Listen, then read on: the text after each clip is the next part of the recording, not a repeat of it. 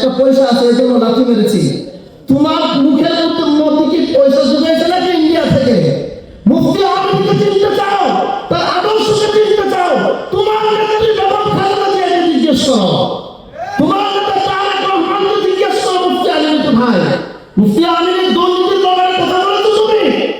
2008 সালে ফ্যাসিস্ট শেখ হাসিনা যেরকম জেলবদ্ধ হয়েছিল, বর্তমানে সবচেয়ে প্রিয় মানুষ বেগম খালেদা জিয়াও কিন্তু সেখানে উনি জেলবদ্ধ হয়েছিল।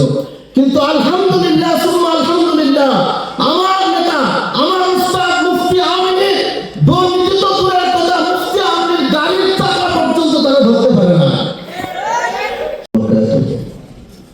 إن الحمد لله والصلاة والسلام على رسول الله وعلى آله وأصحابه ومن والاه. بسم الله الرحمن الرحيم. قال الله عز وجل: ألا إن أولياء الله لا خوف عليهم ولا هم يحزنون. মজলিসে উপস্থিত বাংলাদেশের শ্রদ্ধাভাজন বিশিষ্ট উলামায়ে কেরাম, সময় যেহেতু খুবই অল্প, আমার মূল কথাই চলে যাচ্ছি। আল্লাহর মেহেরবানিতে একটা লম্বা সময় মুফতি আমিন রাহিমাহুল্লাহ তাআলার খিদমত করার আল্লাহ তৌফিক দিয়েছেন।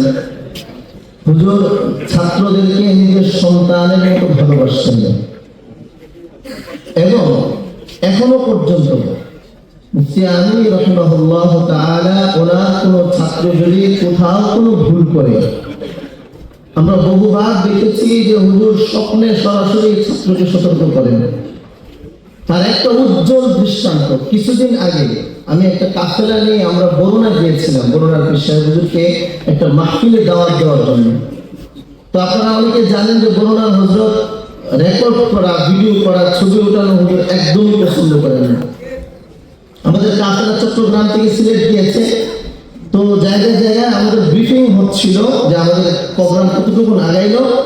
এরকম একটা প্ল্যান আমাদেরও ছিল যে আমরা বরুণা গিয়ে বরুণা হুজুরের দাওয়াতটা কতটুকু আগাইলো আমরা একটা ব্রিফিং করব। আমরা ঠিক 11টায় পৌঁছে একটু সময় ঘুমাইলাম।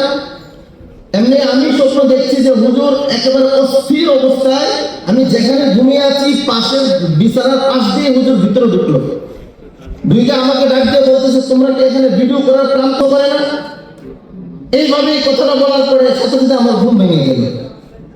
মুফতি আমিন রাহিমাহুল্লাহ তাআলা জীবদ্দশায় যেরকম ছাত্রদেরকে মহব্বত করতেন, ছাত্রদের খোঁজ খবর রাখতেন, আমার বিশ্বাস হয়ে গেছে হুজুর কবরে বসেও হুজুরের আদর্শবান ছাত্র যারা, হুজুরকে যারা দিল থেকে মহব্বত করে, তাদেরকে এখনো পর্যন্ত হুজুর এভাবে মহব্বত করছেন এবং তাদের দেখভাল করছেন। 2 নম্বর একটা বিষয়, আমি সরাইলের সন্তান। ইদানিং আপনারা শুনেছেন সরাইলের একজন হিন্দু ভদ্রলোক, সে মুফতি আমিন রাহিমাহুল্লাহ তাআলা সম্পর্কে সে যা মনে চেয়েছে সে তাই বলে বসেছে। মুফতি আমিন ওই সময় হেরেছে, 2008 সালে হেরেছে, এই করেছে সেই করেছে।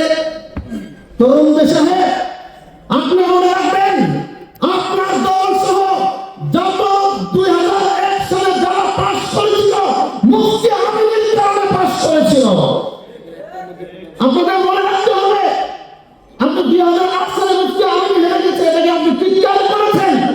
আপনার কোন নেতা 2008 সালে বিজয় লাভ করেছিল? মুফতি আমিন সম্পর্কে আপনি এভাবে মন্তব্য করবেন? মুফতি আমিনকে চিনেন?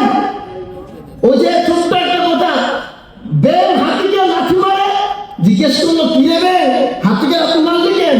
মুখের দিকে দেখে বলে, আমার মুখে একটা পয়সা আছে এই জন্য লাথি মেরেছি। তোমার মুখের মধ্যে কি পয়সা জুগেছে নাকি ইন্ডিয়া থেকে? মুফতি আমিনকে চিনতে চাও, তার আদর্শকে চিনতে চাও, তোমার নেত্রী বেগম খালেদা জিয়াকে জিজ্ঞেস করো, তোমার নেতা তারেক রহমানকে জিজ্ঞেস করো। মুফতি আমিনকে ভাই, মুফতি আমিনের দুর্নীতির ব্যাপারে কথা বলেছো তুমি? 2008 সালে ফ্যাসিস্ট শেখ হাসিনা যেরকম জেলবদ্ধ হয়েছিল, বর্তমানে সবচেয়ে প্রিয় মানুষ বেগম খালেদা জিয়াও কিন্তু সেখানে উনি জেলবদ্ধ হয়েছিল। কিন্তু আলহামদুলিল্লাহ সুম্মা আলহামদুলিল্লাহ, আমার নেতা আমার উস্তাদ মুফতি আমিনের দুর্নীতি তো দূরের কথা, মুফতি আমিনের গাড়ির চাকা পর্যন্ত তারা ধরতে পারে না।